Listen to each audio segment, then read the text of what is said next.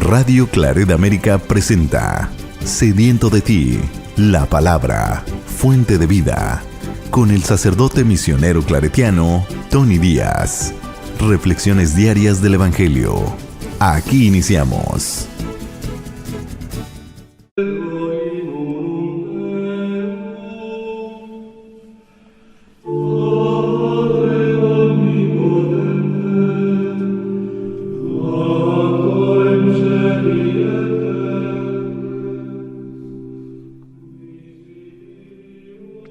Bienvenidos hermanos a nuestras reflexiones bíblicas de las lecturas del día. Hoy es martes de la cuarta semana de Adviento, Ya nos encontramos en la novena de la Navidad, preparándonos para celebrar esta encarnación del Dios que se hace uno con nosotros. Esperamos de que este tiempo de Adviento realmente nos haya ayudado para penetrar a este misterio. ¿En qué estaría pensando Dios al hacerse uno con nosotros? ¿Por qué toma ese gran riesgo? Y es el gran misterio que estamos por celebrar. El Dios que lo arriesga todo para salvarnos aún de nosotros mismos. La primera lectura de hoy viene del profeta Isaías, capítulo 7, versículos 10 al 14. En aquellos tiempos el Señor le habló a Ahaz diciendo: Pide al Señor tu Dios una señal de abajo, en lo profundo, o de arriba, en lo alto.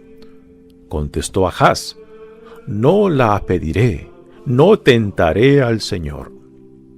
Entonces dijo Isaías: Oye pues, casa de David, no satisfechos con cansar a los hombres, quieren cansar también a mi Dios. Pues bien, el Señor mismo les dará por eso una señal. He aquí que la Virgen concebirá y dará a luz un hijo, y le pondrá el nombre de Emmanuel, que quiere decir Dios con nosotros. Palabra de Dios. El salmo responsorial es el Salmo 23, y el responsorio es: Ya llega el Señor, el Rey de la Gloria. Ya llega el Señor, el Rey de la Gloria. Del Señor es la tierra y lo que ella tiene, el orbe todo y los que en él habitan. Pues Él lo edificó sobre los mares, Él fue quien lo asentó sobre los ríos. Ya llega el Señor, el Rey de la Gloria. ¿Quién subirá hasta el monte del Señor? ¿Quién podrá entrar en su recinto santo? El de corazón limpio y manos puras, y que no jura en falso. Ya llega el Señor, el Rey de la Gloria. Ese obtendrá la bendición de Dios, y Dios su Salvador le hará justicia. Esta es la clase de hombres que te busca, y viene a ti, Dios de Jacob. Ya llega el Señor, el Rey de la Gloria. El Evangelio de hoy viene de Lucas, capítulo 1, versículos 26 al 38. En aquel tiempo el ángel Gabriel fue enviado por Dios a una ciudad de Galilea, llamada Nazaret, a una virgen desposada con un varón de la estirpe de David, llamado José. La virgen se llamaba María. Entró el ángel a donde ella estaba y le dijo: Alégrate llena de gracia, el Señor está contigo. Al oír estas palabras, ella se preocupó mucho y se preguntaba qué querría decir semejante saludo. El ángel le dijo: No temas, María, porque has hallado gracia ante Dios. Vas a concebir y a dar a luz un hijo. Le pondrás por nombre Jesús. Él será grande y será llamado Hijo del Altísimo. El Señor Dios le dará el trono de David su padre, y él reinará sobre la casa de Jacob por los siglos, y su reinado no tendrá fin. María dijo entonces al ángel: ¿Cómo podrá ser esto, puesto que yo permanezco virgen? El ángel le contestó: El Espíritu Santo descenderá sobre ti, y el poder del Altísimo te cubrirá con su sombra. Por eso, el santo que va a nacer de ti será llamado Hijo de Dios. Ahí tienes a tu pariente Isabel, que a pesar de su vejez, ha concebido un hijo y ya va en el 6º mes, la que llamaban estéril. Porque no hay nada imposible para Dios. María contestó: Yo soy la esclava del Señor, cúmplase en mí lo que me has dicho. Y el ángel se retiró de su presencia. Palabra del Señor. Muy bien, damos comienzo a nuestra reflexión de las lecturas de hoy, y el contexto de la primera lectura es de que el reino de Judá se encuentra en dificultades. Está siendo atacado por el reinado de Siria y de el Israel del norte. Recordemos que después de Salomón, Israel se divide en dos partes. La parte del norte, compuesta por 10 de las tribus, y la parte del sur, Judá, compuesta por 2 tribus, de Judá y Efraín. Y en ese tiempo, el rey Ahaz, que es rey de Judá, pues se encuentra acechado por Asiria, que está utilizando al reinado de Israel para destruir el reinado de Judá. Y Ahaz, que es el rey de Judá, pues en vez de pedir a Dios que lo socorra, pues se va al reinado de Asiria para que lo proteja, para que luche junto con él en contra de Siria y del reinado de Israel del norte.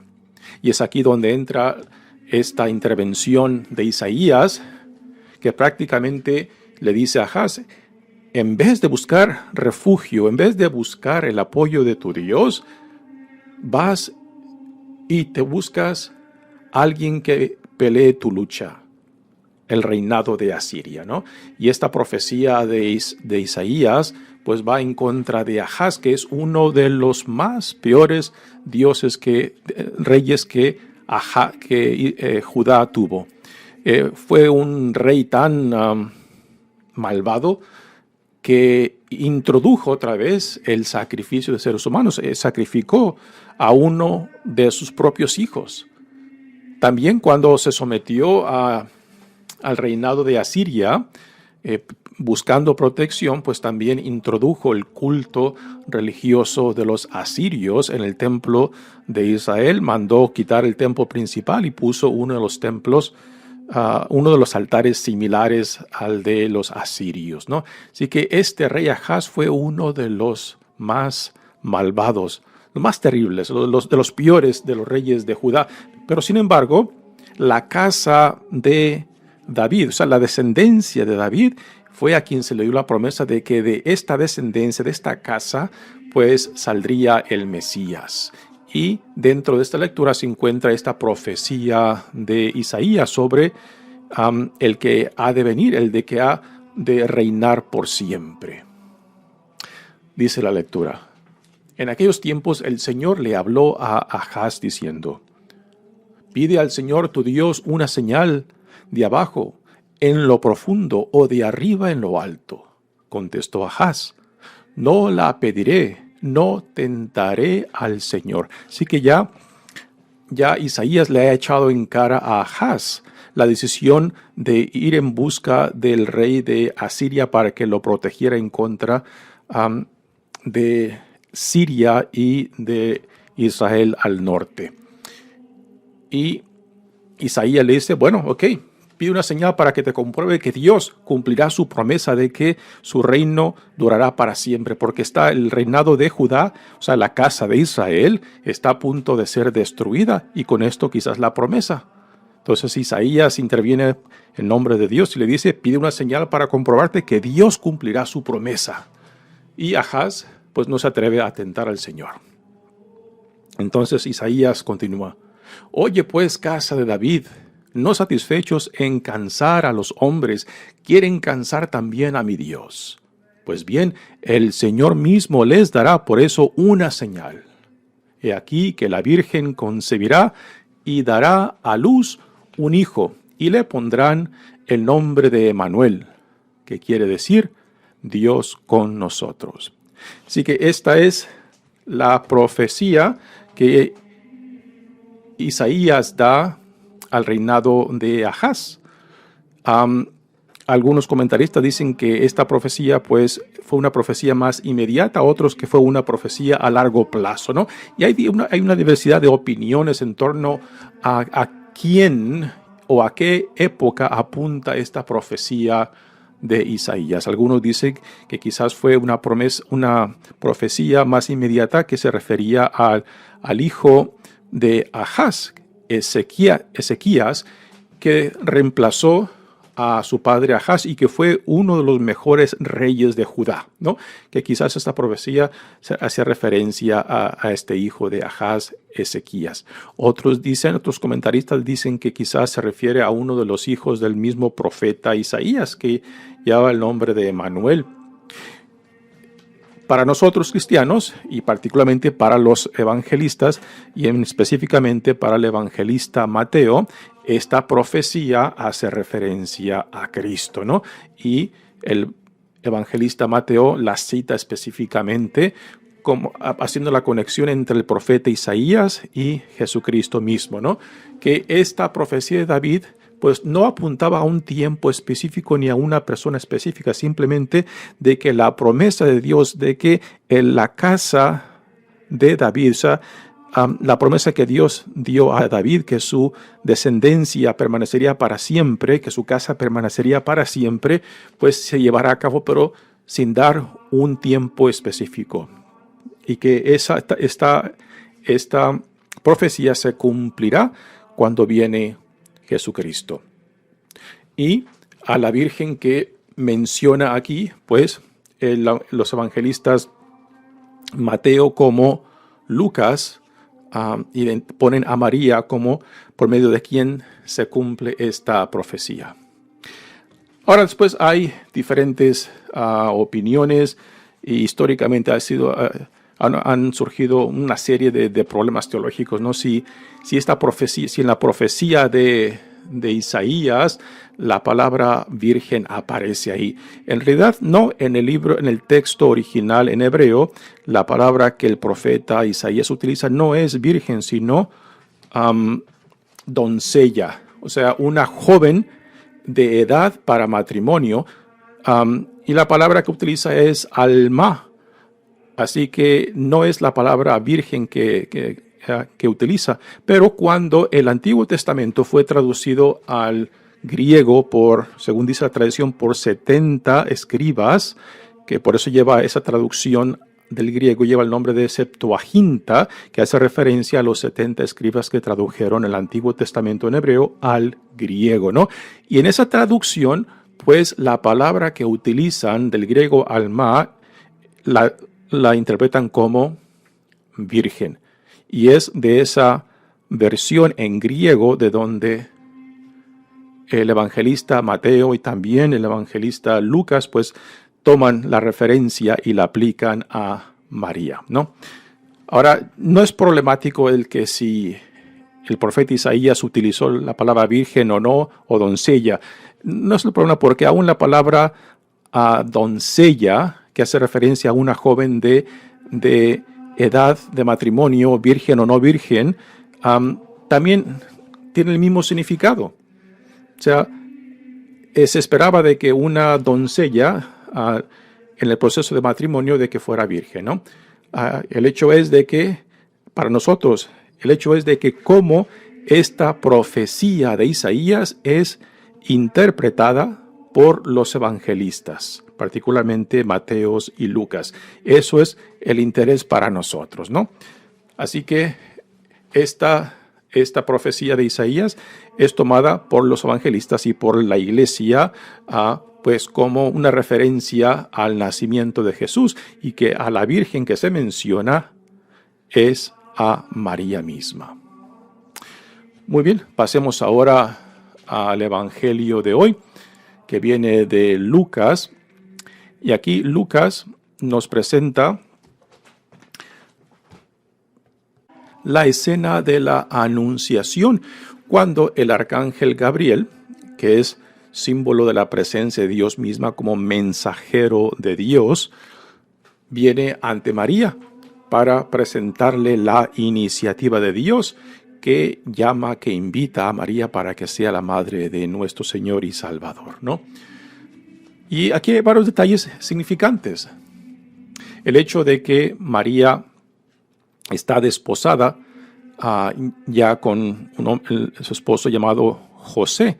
El proceso de matrimonio de aquel entonces tenía por lo menos 3 etapas. La primera es cuando las familias de la novia y del novio hacían el arreglo de que cuando su hija y su hijo llegaran a la edad para el matrimonio, pues se casarían, ¿no? Y ese era el primer paso, el arreglo que hacían las familias. El segundo paso es cuando hacían este arreglo público. Y ya cuando lo hacían público, ya prácticamente el matrimonio ya estaba legalmente hecho.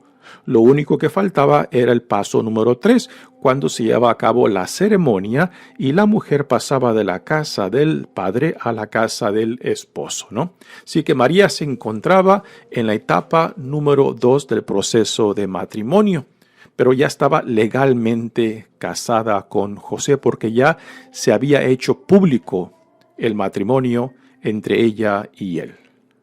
Y es en este segundo paso del matrimonio cuando el arcángel Gabriel viene y la visita y le hace la propuesta de parte de Dios de que sea la madre de nuestro Señor y Salvador. Dice que María vivía en Nazaret, un pueblo de Galilea.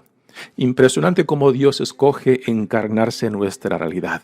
Nazaret era un pueblo no conocido, no tenía reputación, no tenía un lugar privilegiado en la historia de Israel, ¿no? Y aún en los evangelios tenemos esa referencia curiosa e interesante también cuando uno de los discípulos de Jesús le dicen que ya han encontrado al Mesías, que es a Jesús de Nazaret. Y responde el discípulo, bueno, puede salir algo bueno de Nazaret, ¿no? En esas palabras del discípulo, pues aunque tienen un poco de sentido de humor, pues también podemos entender que Nazaret era un lugar insignificante, tanto en Galilea como en el territorio de Israel, ¿no? Y es ahí, en ese pueblo pequeño, insignificante, donde Dios decide empezar su aventura con nosotros al encarnarse en nuestra realidad, ¿no? Y es ahí donde comienza esta aventura. Entró el ángel a donde ella estaba y le dijo, alégrate llena de gracia, el Señor está contigo. Alégrate llena de gracia, el Señor está contigo. Así que es el saludo que el arcángel Gabriel le hace a María, que se alegre, porque el Señor está con ella, porque el Señor ha tenido consideración de ella, porque el Señor se ha dignado venir a ella. Al oír estas palabras, ella se preocupó mucho y se preguntaba qué querría decir semejante saludo.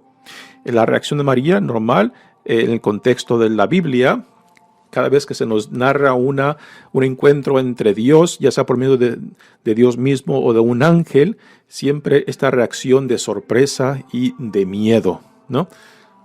Y ahora el ángel le dice, no temas, María, porque has hallado gracia ante Dios.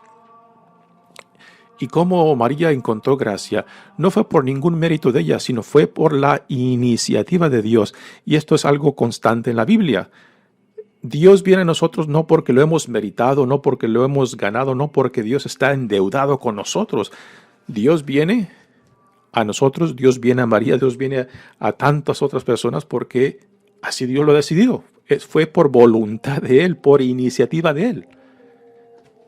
No temas, María, porque has hallado gracia ante Dios. Vas a concebir y a dar a luz un hijo y le pondrás por nombre Jesús. El nombre Jesús es la versión en griego del nombre en hebreo de Josué, que significa Dios el que salva. Ese es el significado del nombre de Jesús. Dios el que salva. Él será grande y será llamado Altísimo, Hijo del Altísimo. El Señor el Señor Dios le dará el trono de David. Aquí está la conexión de la promesa que Dios ya había hecho de antemano a Jacob, de que su descendencia reinará para siempre, o sea, de que su linaje siempre será parte de esta promesa de Dios, de reinar, porque así Dios lo había designado. Y de Jacob, que después se le da el nombre de Israel, viene la descendencia a David, y de David a Jesús. En el Evangelio de Lucas, por medio de José, el evangelista Lucas en su genealogía conecta a José con la descendencia davídica. Así que aquí está la conexión de que Jesús tiene una conexión genealógica a la descendencia desde Jacob por medio de David hasta llegar a José. Él será grande y será llamado Hijo del Altísimo. El Señor Dios le dará el trono de David, su padre, y él reinará sobre la casa de Jacob. Aquí está otra vez esta conexión. Jacob, David, Jesús. Por los siglos, y su reino no tendrá fin. Ahora viene aquí la reacción de María. María le dijo entonces al ángel: ¿cómo podrá ser esto, puesto que yo permanezco virgen? Así que la reacción de María es muy humana. ¿Cómo será esto? Puesto que ella aún, aunque está comprometida, ya públicamente está casada, aún no tiene relaciones sexuales con José, porque en esta segunda etapa del matrimonio judío, ella tiene que vivir en la casa de su padre y José en su casa o en la casa de su familia también. No es hasta después de la tercera etapa del matrimonio cuando ya se lleva a cabo el rito y la mujer pasa de la casa de su padre a la casa del esposo, ¿no? Así que María sigue siendo virgen. Y esto, aquí podemos hacer la conexión con la profecía de Isaías, ¿no? Que no importa si la palabra que utiliza Isaías es de doncella o virgen. El caso es de que María, cuando ella está desposada, aún es virgen, y esta es la conexión que el evangelista Mateo hace explícitamente de la profecía del que había de venir, del Mesías, con Jesucristo, y en el caso específico de María, que María representa a esa virgen que el profeta Isaías anuncia en su profecía. María le dice: ¿cómo podrá hacer esto, puesto que yo permanezco virgen? El ángel le contestó: el Espíritu Santo descenderá sobre ti, y el poder del Altísimo te cubrirá con su sombra. Por eso el santo que va a nacer de ti será llamado Hijo de Dios. Y aquí, quizás para calmar el miedo, para calmar pues el asombro y la propuesta de Dios, la reacción fuerte que tiene María, dice el arcángel ahora le dice: ahí tienes a tu parienta Isabel, ¿no?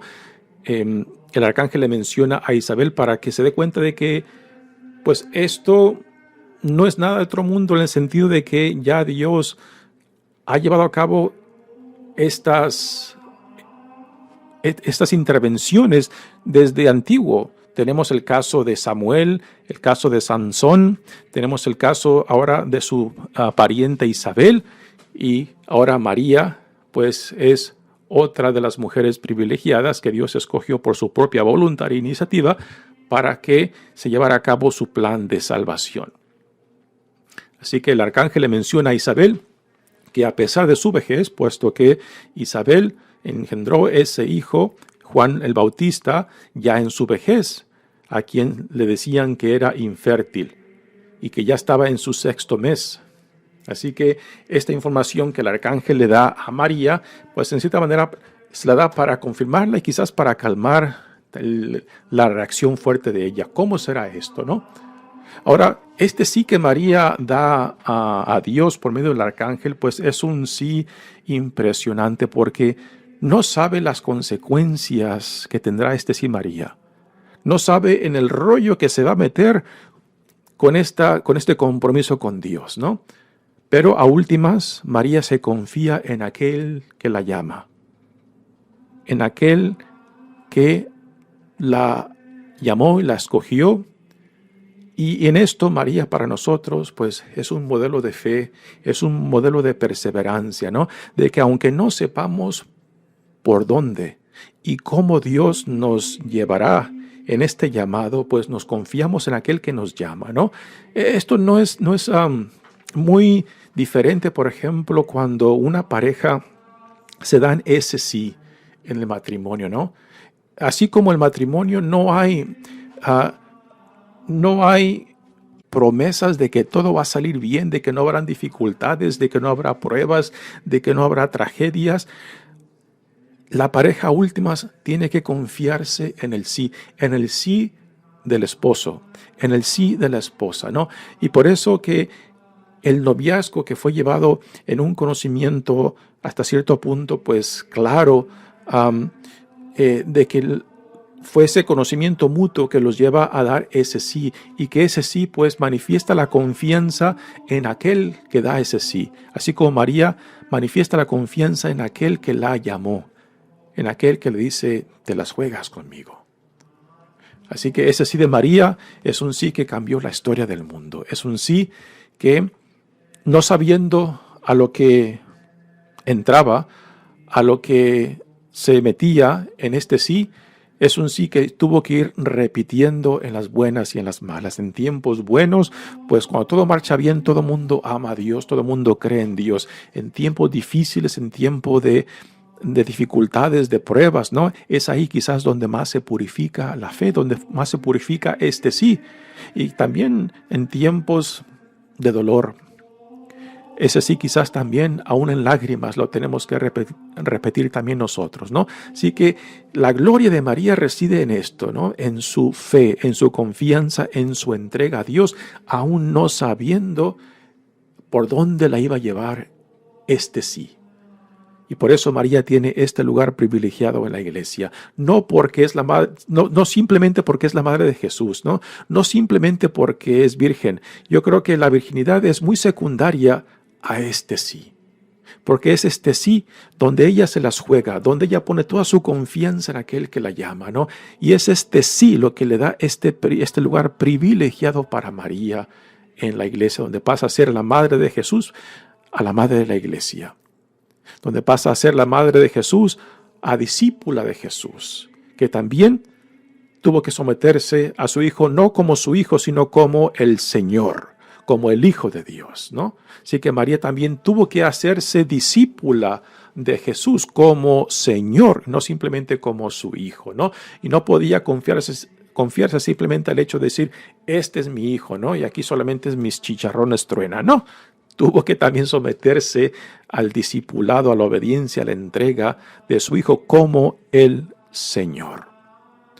Así que María le contesta, yo soy la esclava del Señor, cúmplase en mí lo que me has dicho. Yo soy la esclava del Señor. Quizás para algunos esta palabra esclava pues puede tener connotaciones muy negativas, ¿no?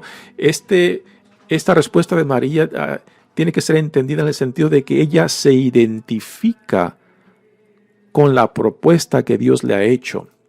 Y al decir sí, entonces dice, yo me someto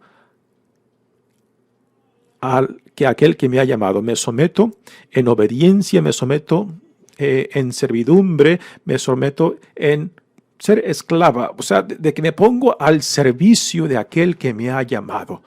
Pero no es algo impuesto, no es algo forzado, es un identificarnos. Y esto es prácticamente lo que todos somos llamados cuando respondemos a la propuesta que Dios nos hace a cada uno de nosotros en la fe.